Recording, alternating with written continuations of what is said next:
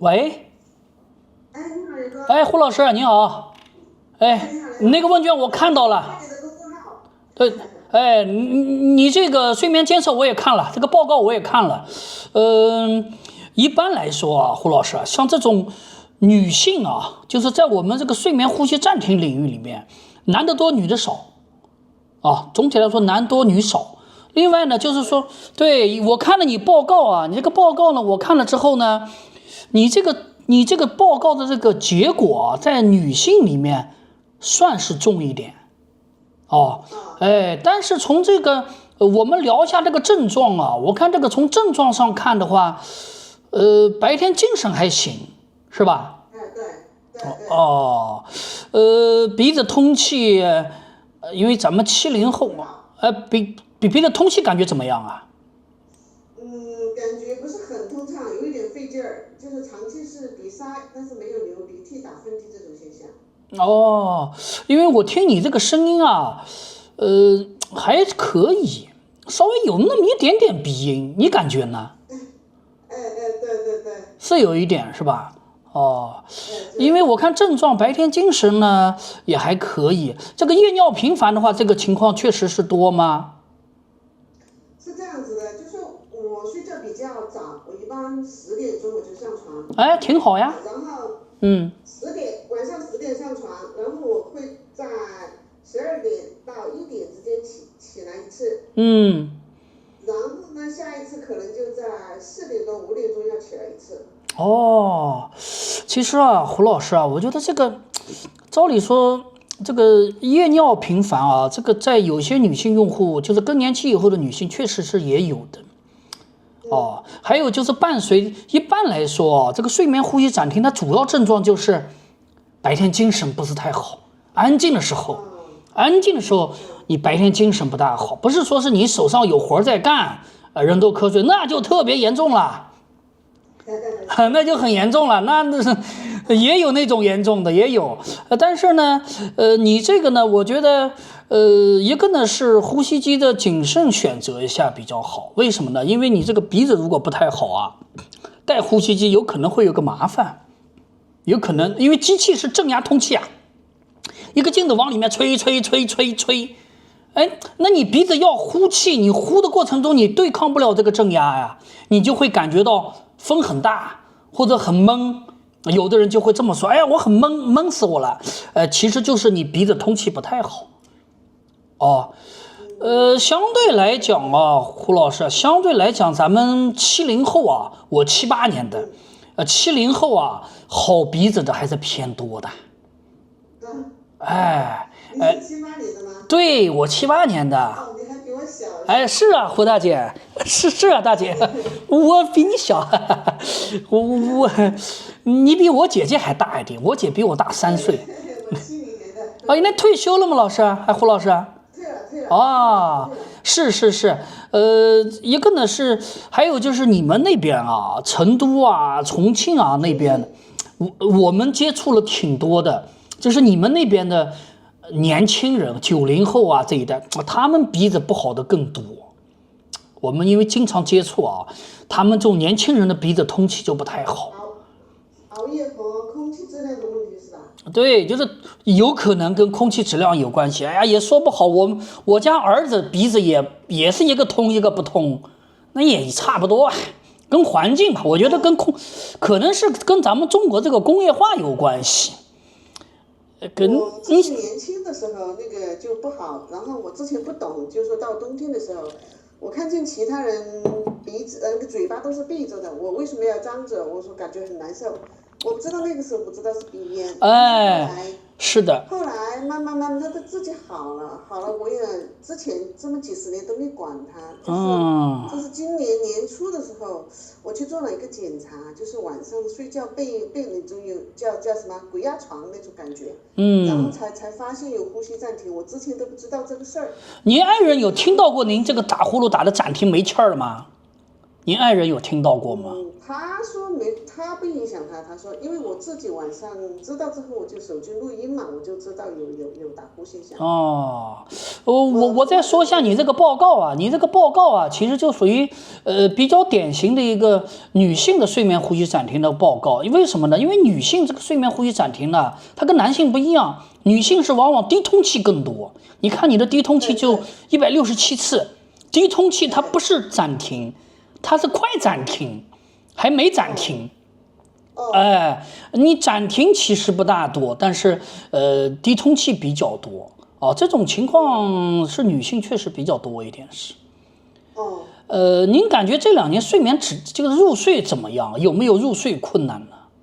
失眠吗？有时候有，有时候没有。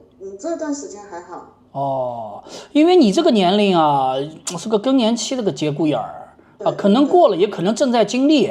因为很多大姐们啊，这个年龄就很容易失眠，失眠也很麻烦，失眠不好治疗，只能喝药，而且失眠带呼吸机，还是有点困难的是，会增加敏感度会。就是比较麻烦带呼吸机，所以说你这个情况呢，我觉得，首先呢，咱们回来说呼吸机，呼吸机呢，基本上单水平全自动就可以，不需要特别什么复杂的双水平了什么的，就单水平全自动。另外呢，就是你这个情况你不妨啊，也可以考虑试一试啊，我们也有试用的服务啊，有国产的，有进口的，你可以看一看啊，这2款都可以。其实我有潜在的焦虑，就是说，因为早晨其他没啥症状，但是早晨起来就感觉咽喉部不实，可能是水肿了那种。早上因为口干嘛，早上是？不干，只是咽喉部感觉有点不适。为什么呢？就是因为打呼噜的人啊，大多数都是张口呼吸，可能你这个张口可能不大，我觉得。张口如果严重的话，就是口干、喉咙干。不严重，我自己晚上也有摄像看我不严重，嘴巴不怎么严重是吧？是，我觉得呢，一个呢，那个像您现在也有时间了啊，就是一个是稍微运动啊，因为睡眠呼吸暂停，它说穿了，它就是上气道狭窄，它就是狭窄了。这个狭窄的话呢，一个是咱们如果能再稍微体重再下来一点点，可能这个问题就解决了。因为这个上气道这个地方它其实很窄，大概这个几毫米这个空间，你瘦一点胖一点差别很大，哪怕一点点都会有差别。你有的人就瘦个5斤10斤，立马就好了；你胖个5斤10斤，立马就严重了。我自己感觉自己还不是那么胖，应该不算胖，是的，不算胖。你53不算胖，你这个年龄，因为有的女性啊是更年期以后体重就会胖了。雌激素没了，一下体重就上来了。有些是瘦，有些是瘦，干瘦的。你像我们这边的女的，就是南方，就是浙江这边的，我们小区里这种大姐好几个，就干瘦，跟纸片一样的瘦的，她是真没肉，她是瘦。那种情况有没有呼吸暂停情况发生？那种情况不好说，我们这儿也有好几个大姐就是这样，因为这个睡眠女性这个情况啊，她有时候我们为什么要聊一聊呢？要看你的真正的表现怎么样，因为有的人看报告是这个轻度，好了，你回家吧，没事儿，但是他的直观的反应是很严重的，就那么1-2次暂停就把他憋醒了。有的人是你像我们男的是什么？如果你这个报告放到男的身上，可能男的都没感觉。男的就会感觉没事儿，那可能我是属于比较敏感一些。对，有的女性就是敏感，这么1-2次就给她影响很重。这种情况呢，就是我觉得您考虑一下，然后呢也可以稍微再动一动，然后也可以考虑我们这边的试用，价格范围呢可以看一看，价格呢也会有一定的优惠，有进口有国产的。我建议可以，我们一般来说是这样的，就是如果呼吸机能解决大家问题的话试用一下解决问题，感觉可以，你再入手买。